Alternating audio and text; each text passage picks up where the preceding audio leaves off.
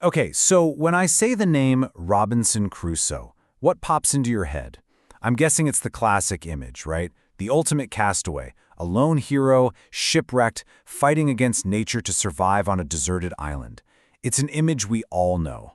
But what if I told you that story isn't really the one Daniel Defoe wrote? Yeah, the story we all know is this epic man versus wild tale. But the book itself, it's something way more complex. This isn't just about a guy trying not to starve. It's about a man who systematically, almost obsessively, builds a tiny empire for himself. An empire based on profit, control, and total mastery of everything around him. So first things first, we gotta get one thing straight. Crusoe wasn't some unlucky victim of a random storm. His whole journey, the one that lands him on that island, was a series of choices he made, pretty much against everyone's advice. You see, his dad literally lays it all out for him. He says, look, stick to the middle station of life. It's safe, it's comfortable, it's where you'll find peace and plenty. But Crusoe, he wants nothing to do with it. He is itching for adventure and, maybe more importantly, for money. So his shipwreck isn't just bad luck. It's what happens when you bet big, hoping for a big reward. So when he washes up on that beach, you'd think he'd just, panic. But no, he gets right to work. And the way he works, it looks less like a desperate castaway and more like like a CEO launching a new business. We could call it Island Incorporated. And nothing shows his mindset better than this one moment. He's salvaging the shipwreck, and he finds money. At first, he kind of scoffs at it, saying, "What art thou good for?" I mean, logically, it's worthless here. But then, he just can't leave it behind.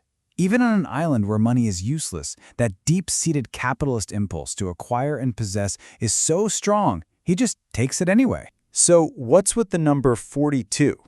Well, that's how many days of what he calls inexpressible hacking and hewing it took him to make a single wooden shelf. 42 days. He's not just trying to get by, he's obsessed with production, with process, with quantifying every single thing he does. His whole life becomes a ledger of time spent versus goods produced. And if you look at what he does, it's like he's following a 4-step business plan. Step 1, asset acquisition. He makes countless trips to the wreck, grabbing every single useful thing. Step 2, securing his capital. He builds a literal fortress, what he calls his castle, to protect his stuff. Step 3, he creates a supply chain by taming wild goats. And finally, step 4, production. He starts farming, turning wild grain into a reliable harvest.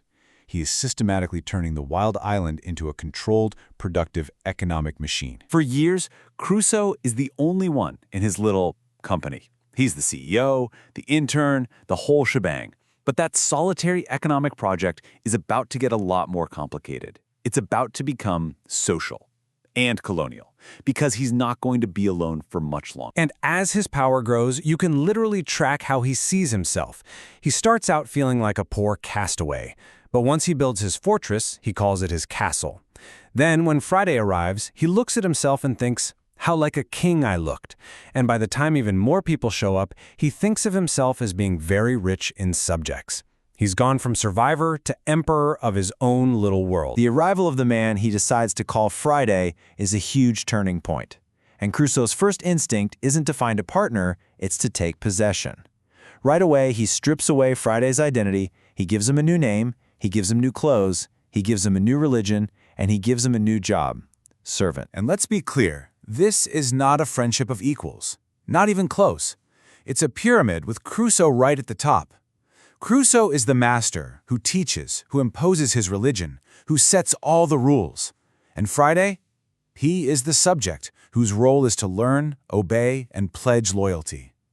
What you're seeing here is a miniature model of colonialism, playing out between two people on a remote island. So, how does it all end? Does Crusoe come back a changed, humble man who's learned the simple life?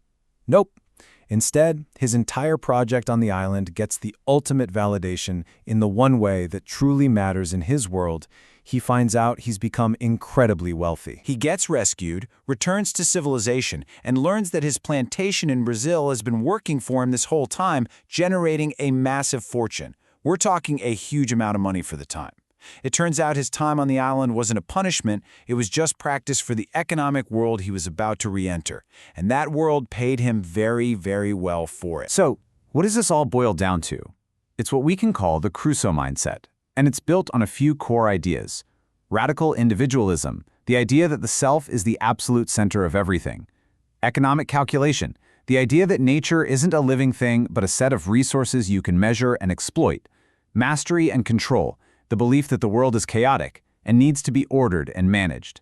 And finally, that hard, constant work isn't just a necessity, it's a moral virtue. And don't think for a second this is just some dusty old book. As one scholar points out, these very same themes are everywhere today. I mean, think about it.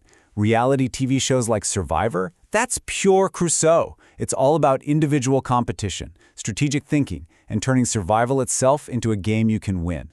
The story of the self-made person, outwitting and outlasting everyone else, is still one of the most powerful myths we have. And that kind of leaves us with this big, nagging question.